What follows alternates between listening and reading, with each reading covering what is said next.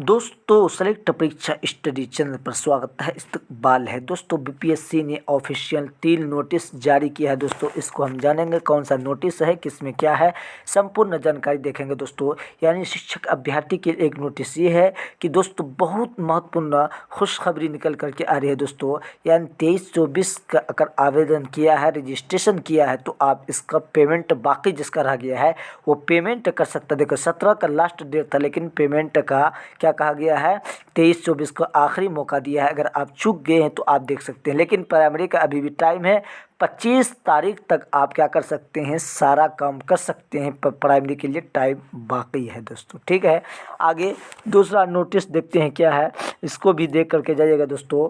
देखिए दूसरा नोटिस आपका है, जो बीपीएससी आयोग पर गलत का आरोप लगाया था, ये रिजल्ट या किसी मामले में बीपीएससी आयोग ने आखिरी मौका उसका भी दिया है दोस्तों। आप ज़रूर ध्यान दीजिएगा, वरना आपकी ज़िंदगी तबाह बर्बाद हो सकती है दोस्तों।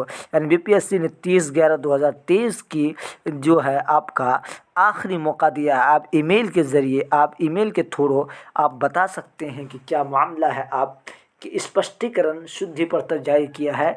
आपका स्पष्टीकरण मांगा गया था पहले भी, अभी भी मांगा जा रहा है। आप अपने जो है कारण है, जो वजह है, आप बताइएगा, ठीक है दोस्तों।